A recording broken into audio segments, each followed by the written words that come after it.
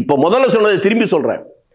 ஒரு chief engineer ஒரு தொகுதிக்குள்ள இருக்கக்கூடிய அதிகாரிகள்ல ஒரு மாவட்டத்தில் கலெக்டர், அந்த தாலுகாவில் இருந்தாக்க அங்க இருக்க தாசில்தார், இந்த மாதிரி இருக்காங்கல்ல, அதுல என்ஜினியர், இவங்களுக்கெல்லாம் லோக்கல் எம்எல்ஏ நம்பர் இருக்குமா இருக்காதா? கட்டாயமா இருக்கும். இருக்கும்ல.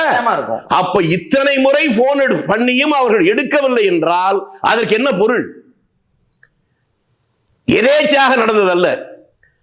அப்படிப்பட்ட அந்த அதிகாரி எடுக்கவே இல்லைன்னு ஒரு சொல்லி இப்ப ஒரு வாராச்சு இல்ல, அந்த அதிகாரி யார்? அவர் மீது இந்த என்ன துறை ரீதியான நடவடிக்கையாவது குறைஞ்சபட்சம் ஒரு கண்டனமாவது முதலமைச்சர் சொல்லி இருந்தா நமக்கு நம்பிக்கை வரும். செய்யலையா? ஏன்? அதனால இந்த அரசாங்கம் காலங்காலமாக நீங்க இன்னொன்னு பார்க்கணும். இன்றைக்கு இந்த இருக்கிற உங்க இளைஞர்களுக்கு தெரியாது.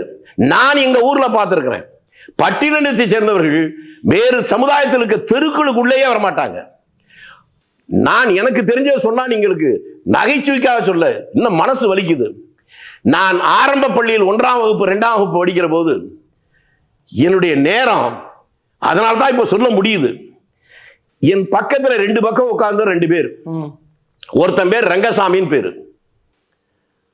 அவன் இன்றைக்கு சக்கிலியர்கள் சொல்றாங்க இல்லைங்களா, அந்த சமூகத்தை சேர்ந்தவர். இன்னொருத்தன் கைலாசம்னு பேரு, அவன் பட்டியலத்தை சேர்ந்தவன். இந்த 2 பேர் தான் என் பக்கத்துல உட்கார்ந்துருப்பாங்க. அந்த 2 பேர்கிட்ட எனக்கு அந்த வயதுல வேறுபாடே கிடையாது இல்லையா. ஒரு நாள் அந்த கைலாசம் இருக்கிற அந்த தெருக்குள்ள அவனை பார்க்கறதுக்கு உள்ள போறேன். அந்த தெருவில் இருக்க பெரிய மனுஷங்கள்லாம் தம்பி தம்பி வேணாம்பா வேணாம்பான்னு கையெடுத்து கும்பிட்றாங்க. எனக்கு புரியல, நீ எல்லாம் இங்க வரக்கூடாதுப்பான்னு.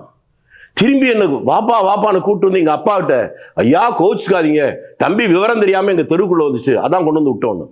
இதுதான் அன்றைக்கு இருக்கிற தமிழ்நாடு. அந்த தமிழ்நாட்டில் இவ்வளவு பெரிய மாற்றம் வருவதற்கு காங்கிரஸ் கட்சி செய்த புரட்சி என்பது சாதாரணமானதல்ல.